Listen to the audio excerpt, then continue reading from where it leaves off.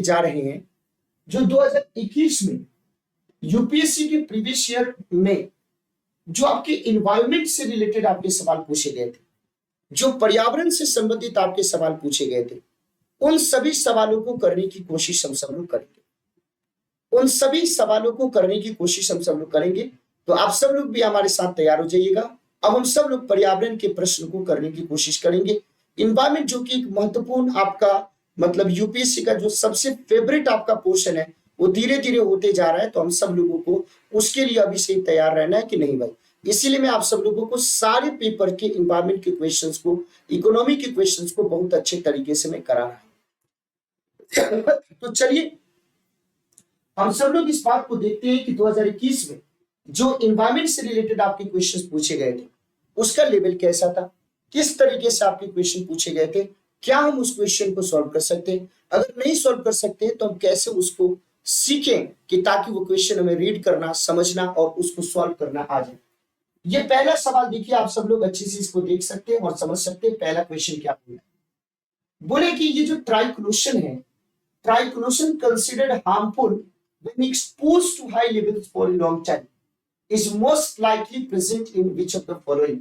निम्नलिखित में से किसमें ट्राइक्लोशन के विद्यमान होने की सर्वाधिक संभावना है, जिसके लंबे समय तक उच्च स्तर के प्रभावन में रहने के हानिकारक आपको माने जाते हैं?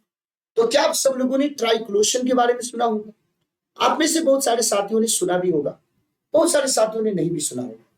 मैं आपको ये बताना चाहता हूं कि जब ट्राइक्लोशन के बारे में बात करें तो ये जो ट्राइक्लोशन का यूज है, ट्राइक्लोशन का जो उपयोग है, इसका उपयोग जो कंज्यूमर होता है, जो उपभोक्ता होता है, उत्पादों को, जितने भी आपके प्रोडक्ट्स होते हैं उनको ज्यादा लंबे समय तक सिक्योर करके रखने के लिए, सुरक्षित करके रखने के लिए, उस प्रोडक्ट्स को जितने भी अलग रोगाणुरोधी जो आपके केमिकल्स होते हैं, जो डिजीज लेकर के आते हैं, उनसे बचाने के रूप में, जो रोगाणुरोधी रसायन के रूप में इसका उपयोग किया जाता है।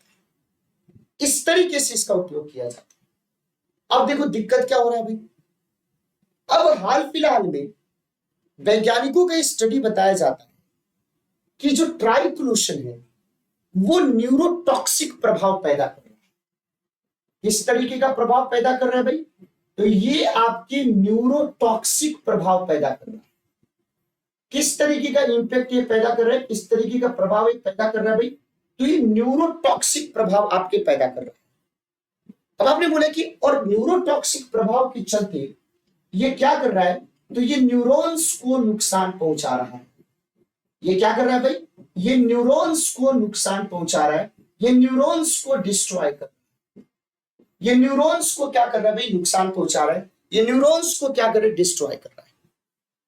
अब क्या कर रहे हैं हम लोग कि धीरे धीरे इसकी व्यक्तिगत देखभाल, उत्पाद जैसे हाथ धोने के साबुन, जैसे आप अपने थोबरे को सजाने के लिए सौंदर्य प्रसाधन के रूप में, एथलेटिक कपड़ों से लेकर के खाद्य पैकेजिंग, जो फूड पैकेजिंग है, उन तक की चीजों में अब इसका प्रयोग किया जाता है। अब जो हाल का स्टडी वो क्या बताता है कि भारत में अभी भी ये जो ट्राइक्लोशन जो आपके आधारित जो उत्पाद हैं, उनके उपयोग पर अब तक इस तरह की किसी विनियमन का अभाव है। लेकिन जब अमेरिका में जाएंगे तो अमेरिका में इसके ऊपर आपके पार्शियली आंशिक प्रतिबंध लगा दिया गया।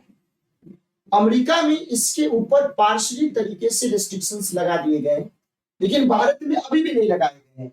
तो बोल रहे कि निम्नलिखित में से किसके विद्यमान, तो किसके? तो पुनः प्रयुक्त प्लास्टिक के पात्र, फल पकाने वाले पदार्थ, खाद्य परिरक्षक। तो आंसर क्या हो जाएगा? प्रसाधन सामग्री। तो जो टॉयलेटरीज होता है उसमें इस तरीके की चीजों का प्रयोग आप कर रहे हैं। तो ये सवाल बोला है कि प्रभाव में रहने के हानिकारक माने जाते हैं। तो आंसर क्या हो जाएगा भाई? डी हो जाएगा। नेक्स्ट आप क्वेश्चन देखिए, इन्वायरमेंट से रिलेटेड क्या प्रश्न आपके पूछे गए। बहुत प्यारे प्यारे क्वेश्चन आपके पूछे गए। ध्यान से देखोगे तो सही बना सकते हो। अगर इसको जल्दीबाजी में देखोगे तो ये सीधे तौर पे एक ही बात कहता है, देखो मगर प्यार से। ये सवाल सुनिए आप सभी, ये सवाल देखिए कि क्या बोला है, और सबसे पहले आप देख लीजिए कि इसमें सही बोला है कि गलत बोला है। बोले कि कौन सी स्टेटमेंट सही है बताइए। ये स्टेटमेंट बोले कि क्लाइमेट स्मार्ट एग्रीकल्चर, यानी जलवायु अनुकूल कृषि, क्लाइमेट स्मार्ट एग्रीकल्चर के लिए भारत की जो तैयारी है उसके संदर्भ में निम्नलिखित कथन पर विचार कीजिए। पहला वाला जो स्टेटमेंट है वो बोला है कि भारत में जलवायु स्मार्ट ग्राम, क्लाइमेट स्मार्ट विलेज दृष्टिकोण, अंतरराष्ट्रीय अनुसंधान कार्यक्रम, जलवायु परिवर्तन, कृषि एवं खाद्य सुरक्षा CCAFS द्वारा संचालित परियोजना का एक भाग है। ये बिल्कुल सही बात, यानी क्लाइमेट स्मार्ट एग्रीकल्चर के बारे में बात करें जिसको हम शॉर्ट फॉर्म में CSA लिख सकते हैं। एक ऐसा दृष्टिकोण है जो बदलते माहौल में वो डेवलपमेंट को बहुत इफेक्टिवली, बहुत ही प्रभावी ढंग से समर्थन देने और आपकी जो फूड सिक्योरिटी है उसको सुनिश्चित करने के लिए कृषि जो आपके सिस्टम से, जो आपके एग्रीकल्चर पैटर्न है उसको बदलने और पुनर्निर्देशित करने के लिए आवश्यक कार्यों का मार्गदर्शन करने में मदद करता है। तो इसका मतलब है कि पहला स्टेटमेंट से ये दूसरा देखिए, जो CCAFS है, ये जो आपका CCAFS जो प्रोजेक्ट है वो अंतरराष्ट्रीय कृषि अनुसंधान हेतु परामर्शदात्री समूह CGIAR के अधीन संचालित किया जाता है, जिसका हेडक्वार्टर आपको कहां पे देखने को मिलता है? फ्रांस में। तो ये भी इस संदर्भ में सही बात है। तीसरा स्टेटमेंट बोला है कि भारत में स्थित अंतरराष्ट्रीय अर्धशुष्क उष्णकटिबंधीय फसल अनुसंधान संस्थान ICRISAT, ये बोले कि the international crops research institute for the semi arid tropics in India is one of the CGIARS research centre. तो ये सही बात है, तीनों की तीनों स्टेटमेंट सही है। तो तीनों के तीनों स्टेटमेंट आपके सही है CGS से संबंधित। तो इसका मतलब क्या है कि हमारा ऑप्शन क्या हो जाएगा? करेक्ट भाई, C हो जाएगा। निम्नलिखित में से कौन सी फसल आपके न्यूनतम जल दक्ष लिस्ट वाटर एफिशिएंट फसल आपके तौर पे दिखाई देता है? लिस्ट वाटर एफिशिएंट के तौर पे आपको दिखाई देता है। अगर आपसे सवाल पूछा जाए तो इसका सही आंसर क्या हो जाएगा? List water efficient. तो इसमें कोई दिक्कत की बात नहीं, आंसर सीधे तौर पे क्या मर दीजिए? गन्ना। आप लोग इस बात को समझिए कि जब 1 किलो शुगर केन का प्रोडक्शन होता है, जब 1 किलो गन्ना का उत्पादन होता है, तो उस 1 किलो गन्ना के उत्पादन में करीब 1 किलो गन्ना, 1 किलोग्राम गन्ना के उत्पादन में, 1 किलोग्राम गन्ना के उत्पादन में, प्रोडक्शन में आपको ध्यान रखने की जरूरत है कि करीब कितना भाई? 810 लीटर पानी आपके लगता है। कितना पानी लगता है भाई? तो करीब आपके 810 लीटर। तो 1 किलोग्राम शुगर केन के प्रोडक्शन में, 1 किलोग्राम गन्ना के उत्पादन में 810 लीटर पानी आपके लगता है। अब आपने बोले कि सूरजमुखी, तो जब सनफ्लावर के बारे में बात करें तो सूरजमुखी का जो वाटर फुटप्रिंट है वो कितना है भाई? तो 79 लीटर प्रति किलोग्राम, 79 लीटर प्रति किलोग्राम। 1 किलोग्राम सूरजमुखी के प्रोडक्शन में 79 लीटर पानी खर्च होता है। अगर हम अरहर को बात करें तो अरहर को ज्यादा नहीं 35 से 40 सेंटीमीटर पानी की जरूरत होती है।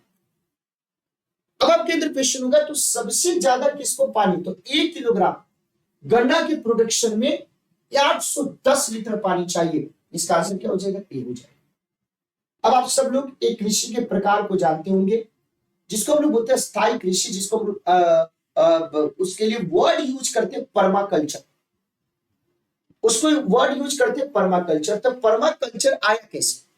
तो परमानेंट कल्चर से परमाकल्चर का डेवलपमेंट हुआ है। तो अस्थायी कृषि यानी परमाकल्चर पारंपरिक रासायनिक कृषि से किस तरीके से भिन्न है? इन दोनों बीच में डिफरेंस कैसे है अगर आपसे सवाल पूछा जाए तो परमाकल्चर पहली बार आपने इस प्रकार के शब्द को सुना हो तो ध्यान से सुनोगे तो आपको समझ में आएगा कि दोनों में डिफरेंस क्या है और दोनों एक दूसरे से अलग कैसे। तो देखो, जो अस्थायी कृषि है एक दान कृषि पद्धति को हतोत्साहित करता है, यानी जो परमाकल्चर फार्मिंग है, जो परमाकल्चर आपका फार्मिंग है वो एक दान कृषि पद्धति को डिस्करेज करता है। लेकिन जो पारंपरिक जो रासायनिक कृषि है उसमें एक दान कृषि की प्रधानता है। तो ये बिल्कुल सही बात है, इसमें कोई दिक्कत की बात। दूसरे स्टेटमेंट को जब आप देखिएगा तो इसमें क्या बोले कि पारंपरिक रासायनिक कृषि के कारण मृदा की लवणता में वृद्धि हो सकती है, किंतु इस तरीके की परिघटना अस्थायी कृषि में दृष्टिगोचर नहीं होती। यह भी सही कथन है, यानी ये सीधे तौर पे कंपेयर करते हुए स्टेटमेंट दे रहा है। तीसरा स्टेटमेंट बोल रहा है कि पारंपरिक रासायनिक कृषि अर्धशुष्क क्षेत्रों में आसानी से संभव है। तो ध्यान देने की जरूरत है कि जल संरक्षण और क्षेत्र विशिष्ट फसलों पर ध्यान देने के कारण यह शुष्क और अर्धशुष्क क्षेत्रों के लिए बहुत उपयुक्त है।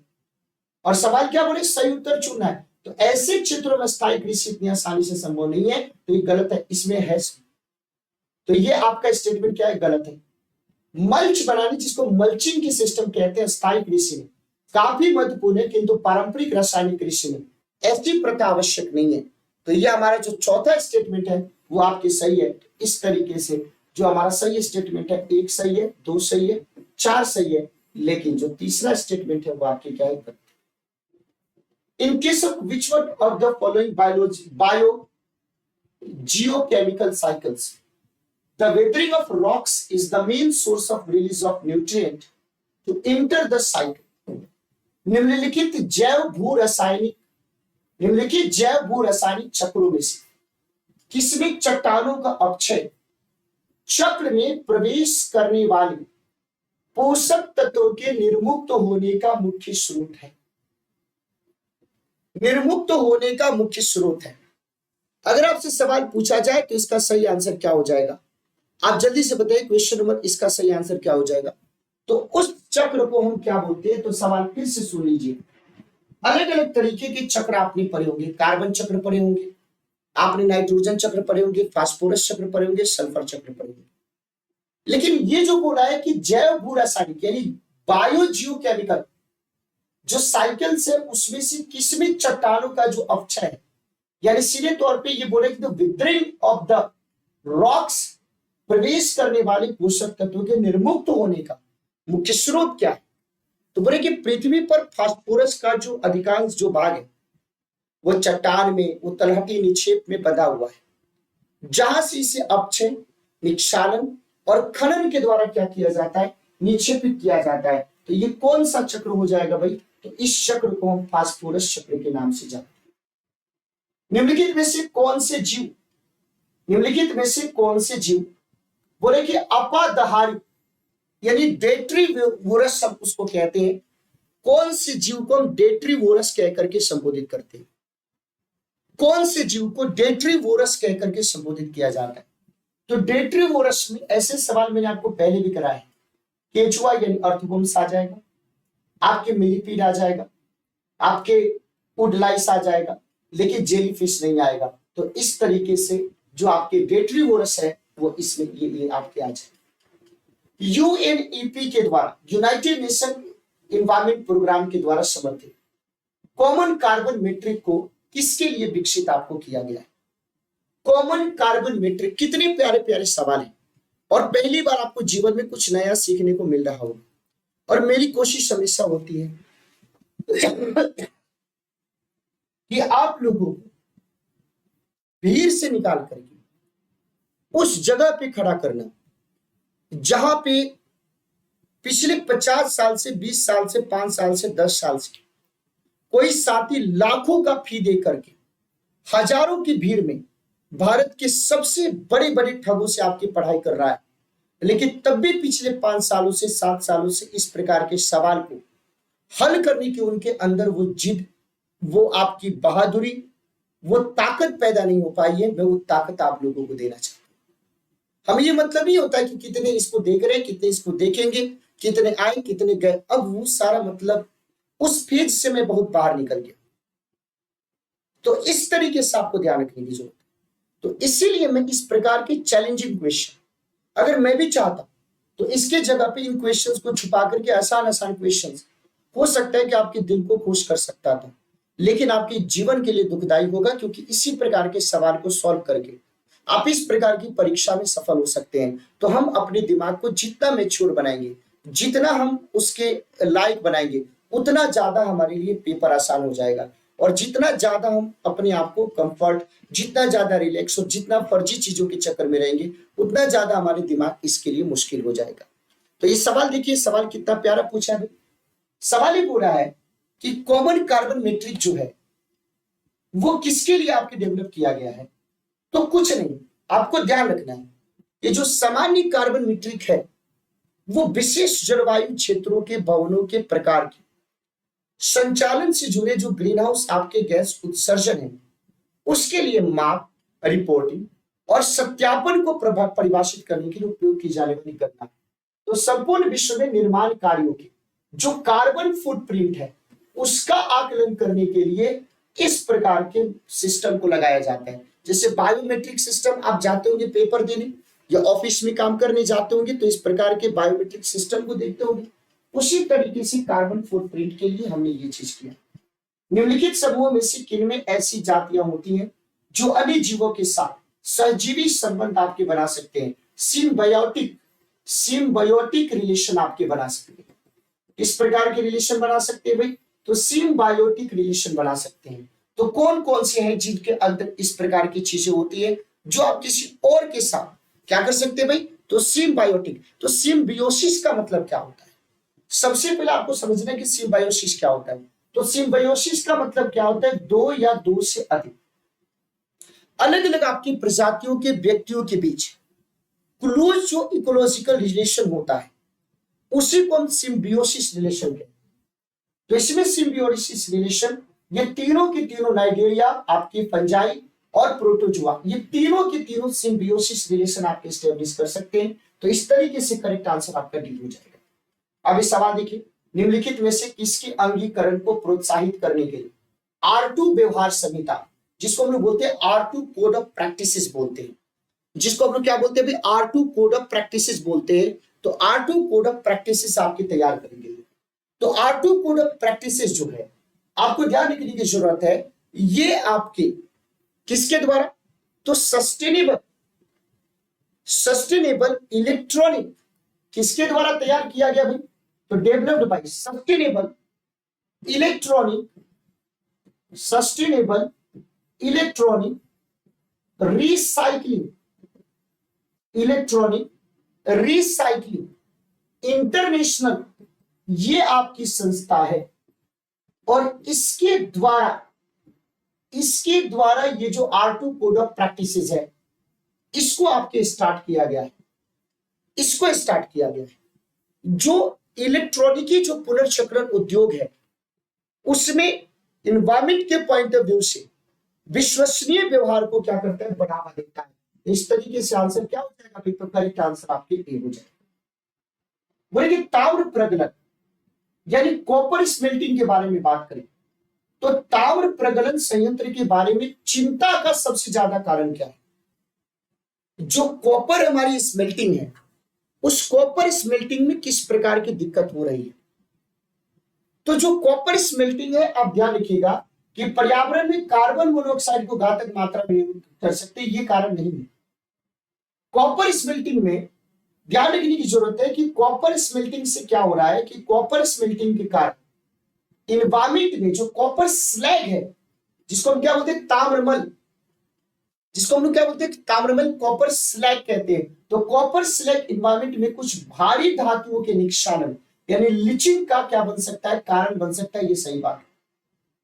दूसरी बात कि वे सल्फर डाइऑक्साइड को एक पॉल्यूटेंट के तौर पे निर्मुक्त कर सकते हैं, एक प्रदूषक के तौर पे आपके निर्मुक्त कर सकते हैं। तो इस तरीके से इसका करेक्ट आंसर क्या हो जाएगा? बी हो जाएगा। बोले कि भट्टी तेल यानी फर्नेस ऑयल के बारे में सुना होगा, बताओ ऐसे सवाल को अगर हमें सॉल्व करने नहीं आता है, ऐसे सवाल अगर हम अपनी नजरों के सामने से न गुजारें तो क्या हमारा सिलेक्शन, आपका सिलेक्शन, किसी का भी सिलेक्शन हो सकता है पेपर में? नहीं हो सकता। अब देखो, फर्नेस ऑयल के संदर्भ में निम्नलिखित कथनों पर विचार कीजिए। तो फर्नेस ऑयल को लेकर के बात करें तो it is a product of oil refineries, या आपकी तेल रिफाइनरी का एक उत्पाद है। सही बात। कुछ उद्योग इसका उपयोग ऊर्जा उत्पादन के लिए करते हैं, ये भी सही बात है। इसके उपयोग से पर्यावरण में गंधक का उत्सर्जन, it's use causes sulphur emission into environment, ये भी सही बात है। तो जब सब के सब सही है तो एक ही आपके आंसर सही है, वो आंसर क्या हो जाएगा? डी हो जाएगा। अब देखो भाई, आप लोगों ने ब्लू कार्बन सुना है कि ब्लू कार्बन क्या होता है भाई?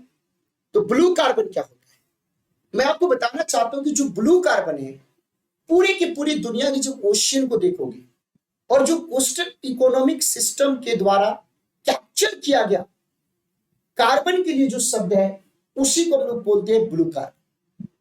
आप जब हमारे ओशियन को देखेंगे आप जब हमारे कोस्टल एरिया को देखेंगे तो हमारे इन्वायरमेंट पर ग्रीन हाउस गैसेस के प्रभाव को कम करने का एक बहुत ही नेचुरल प्रोसेस, प्राकृतिक तरीका आपके प्रदान करता है। आप देख लीजिए, इस बार मैंग्रोव फॉरेस्ट के प्लांटेशन के लिए हमारे इस बार के 2023-24 के बजट में मिस्टी आपकी पॉलिसी लाई गई है। उसी तरीके से आपके केमिकल जो फर्टिलाइजर्स है उनको उनके यूज को कम करके जो नेचुरल फर्टिलाइजर्स है, ऑर्गेनिक जो फार्मिंग है उसके तरफ जाने के लिए हमारे पास पीएम प्रणाम पॉलिसी हमारे 2023-24 की जो बजट है उसमें लाया गया है। तो जो आपके ओशियन है, जो आपकी कोस्टल जो आपकी इकोलॉजी है, जो आपके ओशियनिक ग्रास है, मैंग्रोव है, जो दलदल कार्बन है, उसको हम लोग क्या बोलते हैं, कैप्चर एंड होल्ड करते हैं और वो कार्बन सिंक के तौर पे काम करते हैं। तो ब्लू कार्बन क्या है? तो ब्लू कार्बन एक नई अवधारणा है और ये आपके ओशियंस और जो आपके कोस्टल इकोलॉजी सिस्टम्स है उसके द्वारा जो आपके कार्बन का स्टोर किया जाता है उसी को हम एक नई शब्दावली के साथ ब्लू कार्बन कह करके संबोधित हम लोग करते हैं। सवाल हो रहा है कि प्रकृति में निम्नलिखित में से किस जीव का या किन जीवों की मृदा विहीन सतह पर जीवित पाए जाने की सबसे ज्यादा संभावना है? यानी मान लीजिए कि ऐसा सतह जिसके ऊपर मृदा हो ही ना, वहां पे भी ये सरवाइव कर सकते हैं। तो फर्न वहां पे सरवाइव नहीं कर सकते हैं। तो कौन वहां पे सरवाइव कर सकता है? तो लाइकेन सरवाइव कर सकता है, मॉस सरवाइव कर सकता है, मशरूम नहीं कर सकते हैं। इसका आंसर क्या हो जाएगा? सी हो जाएगा भाई। तो मृदा विहीन सतह पर भी सरवाइव कर सकते हैं। निम्नलिखित में से किसका उपयोग प्राकृतिक मच्छर प्रतिकर्षी तैयार करने में किया जाता है? निम्नलिखित में से किसका उपयोग प्रतिकर्षी तैयार करने में किया जाता है? प्राकृतिक मच्छर प्रतिकर्षी तैयार करने में किया जाता है। अगर आपसे सवाल पूछा जाए तो किसका उपयोग हम लोग करते हैं, आप सवाल बता दीजिए। 84 का सही आंसर क्या भाई? तो हम लोग उसको बोलते हैं लेमन ग्रास। तो लेमन ग्रास क्या है? तो लेमन ग्रास जो है वो एक प्राकृतिक मच्छर विकर्षक है। प्राकृतिक मच्छर विकर्षक। तो लेमन ग्रास जो है कुछ बैक्टीरिया और ईस्ट के विकास को रोकने में ये मदद कर सकता है। ये लेमन ग्रास जो होता है, लेमन ग्रास में कुछ ऐसे प्रोडक्ट भी होते हैं, कुछ ऐसे आपके पदार्थ भी होते हैं जो दर्द और सूजन को दूर करने, बुखार को कम करने, रक्त में शर्करा और कोलेस्ट्रॉल के स्तर में सुधारने, जो गर्भाशय होता है, मासिक धर्म प्रवाह होता है, उसको उत्तेजित करने और एंटीऑक्सीडेंट गुण रखने के लिए आपके जाने जाते हैं। तो किसका उपयोग प्राकृतिक मच्छर प्रतिकर्षी तैयार करने में किया जाता है? Lemon grass. तो लेमन ग्रास का उपयोग और क्या क्या है वो भी चीज मैंने आपको बता दिया। ये सवाल बोले कि जीवों के निम्नलिखित प्रकारों पर विचार कीजिए। जीवों के निम्नलिखित प्रकारों पर विचार कीजिए। कॉपीपोड, साइनोबैक्टीरिया, डायटम और फोरेमिनिफेरा। कौन सा जीव महासागरों की आहार श्रृंखलाओं में प्राथमिक उत्पादक, जैसे हमारे अपने इकोलॉजी सिस्टम के यहाँ पे भी प्राथमिक उत्पादक है भाई, उसी तरीके से आपको ध्यान रखने की जरूरत है कि यहां पे कौन कौन है भाई। तो यहां पे जो कॉपीपोड है वो महासागर में सेकेंडरी, ये द्वितीयक उत्पादक के तौर पे आप देख सकते हैं। जो साइनोबैक्टीरिया है ये प्राइमरी आपके प्रोडक्ट के तौर पे देख सकते हैं। इसके अलावा डायटम को भी प्राइमरी प्रोडक्ट के तौर पे देख सकते हैं। ये जो फोरेमिनिफेरा है वो एक सिंगल सेलुलर आपका जीव है भाई, सिंगल सेल वाला, यूनिसेलुलर अगर हम इसको बोले तो और सही होगा। तो इस तरीके से हमारे पास 2 और 3 स्टेटमेंट सही है। तो करेक्ट आंसर क्या हो जाएगा? बी हो जाएगा। नेक्स्ट सवाल, निम्नलिखित प्राणियों पर विचार कीजिए। अलग अलग आपके प्राणी दिए हैं, जैसे हेलहॉग दिया है, मार्मोट दिया है, पैंगोलिन दिया है। बोले कि इनमें से कौन से जीव परभक्षियों के द्वारा पकड़े जाने की संभावना को कम करने के लिए स्वयं को लपेटकर अपने सुवेद्य अंगों की रक्षा करता है? सुवेद्य अंगों की रक्षा करता है अगर आपसे सवाल पूछा जाए तो कौन कौन से हैं? तो ये 2 के 2 है भाई, एक है हेलहॉग और एक है पैंगोलिन। मार्मोट ऐसा काम नहीं करता, ऐसा काम नहीं करता है। इसके बारे में आपको ध्यान रखने की जरूरत है। तो ये आंसर हो गया। नेक्स्ट क्वेश्चन देखिए। नेक्स्ट क्वेश्चन क्या बोला? With reference to the New York declaration of forests, वनों पर जो न्यूयॉर्क घोषणा है, वनों के ऊपर जो न्यूयॉर्क घोषणा है, उसके संदर्भ में निम्नलिखित में से कौन से कथन आपके सही है? With reference to the New York declaration on forests, which of the following statements are correct. तो ये पहला बोल रहा है कि it was the first endorsed at the United Nations climate summit in 2014। ये पहले बात बोला है कि वनों पर जो न्यूयॉर्क घोषणा है उसके संदर्भ में जब हम बात करते हैं तो ये आपके जलवायु शिखर सम्मेलन में पहली बार इसका समर्थन किया था। ये सही बात है। इसमें वन के वास को रोकने के लिए एक वैश्विक समय रेखा का समर्थन किया गया था। यह भी सही बात है। यह वैध रूप से बाध्यकारी अंतरराष्ट्रीय घोषणा है, तो ये स्वैच्छिक प्रकृति का है, ये मैंडेटरी नहीं है, ये आपको बाध्य नहीं बनाता है, ये बात। उसके बाद ये सरकार, बड़ी कंपनियों, देशी समुदायों के द्वारा समर्थित है। यह भी सही बात। ये पूरी समय कर्ताओं में था, तो आपको ध्यान रखने की जरूरत है कि भारत इसका हस्ताक्षर करता नहीं है। भारत इसका हस्ताक्षर करता नहीं है। भारत इसका हस्ताक्षर करता नहीं है। तो दो स्टेटमेंट आपके सही है। एक सही है, फिर दो सही है, फिर चार सही है। तो 1, 2, 4 आपके करेक्ट आंसर होंगे। तो ऑप्शन नंबर ए इसका क्या हो जाएगा, करेक्ट हो जाएगा। तो कितना प्यारा क्वेश्चन। तंत्रिका अपवास, न्यूरोडीजेनेरेटिव समस्याओं के लिए उत्तरदायी माने जाने वाले जो मैग्नेटाइड कणस हैं, पर्यावरणीय प्रदूषकों के रूप में निम्नलिखित में से किन से उत्पन्न होते हैं? Brakes of motor vehicles, engines of motor vehicles, microwave stoves within homes, power plants, telephone lines. तो ये किससे उत्पन्न होते हैं? अगर आपसे सवाल पूछा जाए तो ये किससे उत्पन्न होते हैं, तो आपको ध्यान रखने की जरूरत है कि जो पांचों के पांचों जो आपकी बातें हैं, यानी मोटर गाड़ी के ब्रेक से भी उत्पन्न होते हैं, मोटर गाड़ी के इंजन से भी उत्पन्न होते हैं, घरों में जो प्रयोग होने वाले माइक्रोवेव स्टोव होते हैं उससे भी होते हैं, पावर प्लांट से भी होते हैं और टेलीफोन लाइन से भी होते हैं। तो इस तरीके से हमारे यहाँ पे ये सारे के सारे सही आंसर आपके हो जाएंगे। तो ये जो क्वेश्चंस थे आपके, ये 2021 यूपीएससी प्रीलिम्स में मतलब दिल दहला देने वाली ये क्वेश्चंस, हलक निकाल देने वाली क्वेश्चंस 2021 में एनवायरमेंट से रिलेटेड आपके पूछे गए थे यूपीएससी प्रीलिम्स में। तो इस प्रकार के क्वेश्चंस की तैयारी के लिए अगर आप तैयार हो तो आप आइए सेशन में, आप इस सेशन को देखिए, एंजॉय कीजिए। नहीं है तो कुछ और देखिए, कहीं और जाइए। लेकिन अगर करना है तो करना पड़ेगा। अगर इस सेशन आपको पसंद आया हो तो इस सेशन को लाइक करके गुरु दक्षिणा दीजिएगा, चैनल को सब्सक्राइब करके इस परिवार का सदस्य बनिएगा। इस सेशन के बारे में जो भी आपका ख्याल है, जो भी आपका विचार है, जो भी आपका सोच है, जो आपका अंतरात्मा कहता है, इस वीडियो के नीचे ऑफलाइन कमेंट करके बताइएगा। फिर हम लोग मिलेंगे नेक्स्ट सेशन में। तब तक के लिए बहुत बहुत धन्यवाद। जय हिंद।